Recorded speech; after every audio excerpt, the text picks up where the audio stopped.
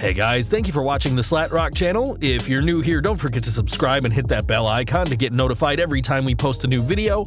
And if you've already done so, just make sure that it's still active. Today we present you with 10 wrestlers who will be released by WWE in 2019. Number 10. Dana Brooke. We've picked Dana for this list, but really, any member of Titus Worldwide could go, from Titus himself to former member Akira Tozawa. But whilst Titus has charisma in his charity work, and Tozawa has incredible athleticism, Brooke sadly adds very little to the group. Brooke's impressive physique made her a great lackey for Charlotte Flair, but as a manager, she's done very little with the chance WWE has given her. If WWE doesn't send her packing by the end of 2018, expect them to do just that at some point in 2019. Number 9. The Ascension. With Connor's victories over both Chad Gable and Bobby Roode, many have begun to speculate that the Ascension may finally be getting a push on Monday nights. But don't let these wins fool you. The team are very much on their last legs. Since debuting on Raw in 2015, the group instantly became an afterthought. A real shame, as the duo were the NXT Tag Champions for a year, defeating established teams like Too Cool. Time is not on their side either, with both men in their late 30s, and whilst their longevity in the company is a victory, expect the two to leave as more NXT tag teams move to the main roster, such as Heavy Machinery and the Undisputed Era. Number 8. Mickie James. When Mickie James returned, many expected her to add to her 5 women's championships. But instead, James has found herself in a similar role to the Dudleys and Shelton Benjamin, to put younger talent over.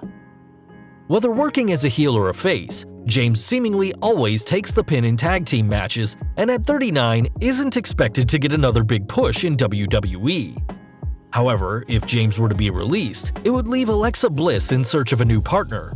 Also, James walking away from the ring could be the first step in seeing her take her rightful spot in the WWE Hall of Fame, or transition into a role backstage.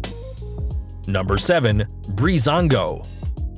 Whatever good favor Breezango had with the WWE Universe seems to be dwindling more each and every day. Whilst pairing the two NXT stars together proved to be entertaining, and their weekly fashion files bought them an extra few months on TV, the group's relevance has long since passed. Fandango will be turning 38 next year, and whilst Breeze is considerably younger than his tag team partner, whatever momentum he had coming out of NXT in 2015 has long since passed. It looks like the next mystery for the Fashion Files to solve is when and where they will appear next after their eventual release from WWE.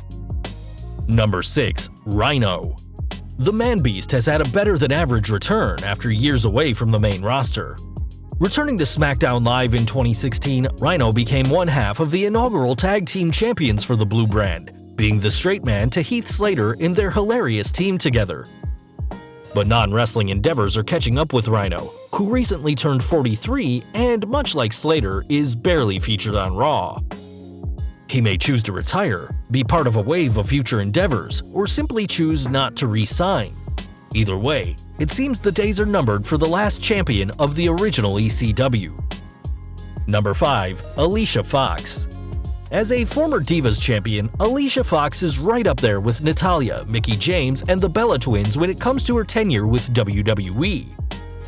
But it wouldn't surprise me if many fans had forgotten her time with the title, as she's been so rarely used in recent years. Whilst Fox is now getting more TV time thanks to her alliance with Alexa Bliss and mixed match challenge partner Jinder Mahal, we feel it's a little too late for her. She's by no means the least skilled woman in the company, but is far behind the younger stars, and is there seemingly to put them over. Expect the chop in 2018. Number 4. The Colognes. There was a time when JTG was the ongoing joke for the WWE Universe as someone who had been in the company long after they should have gone.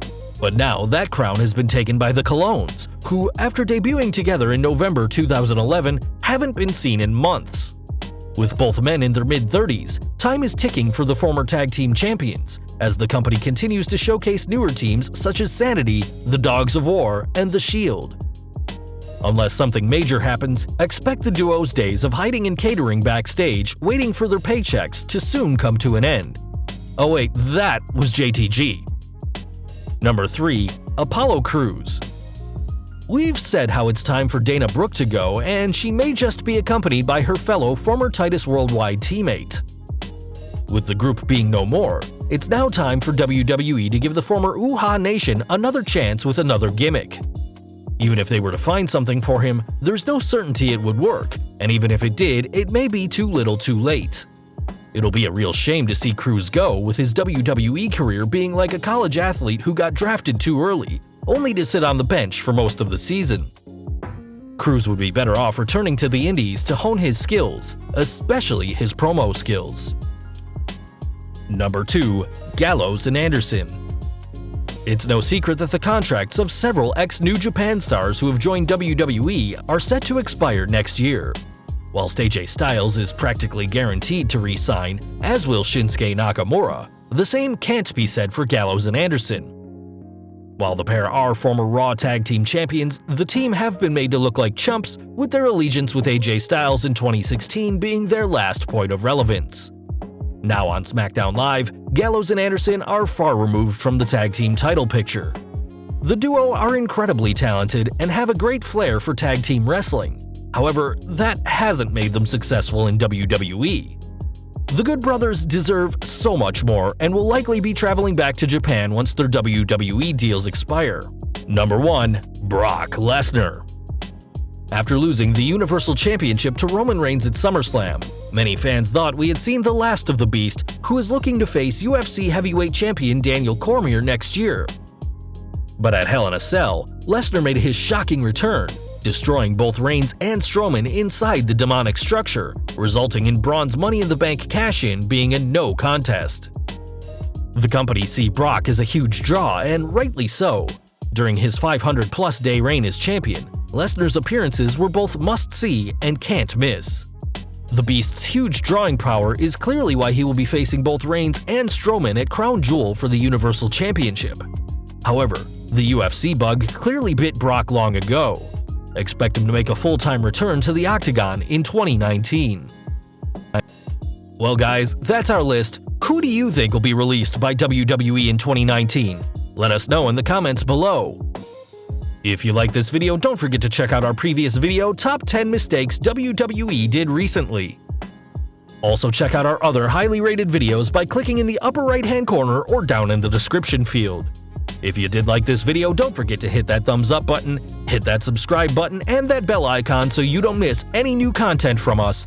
You can follow us on Facebook, Twitter, and Google+, and as always, thanks for watching.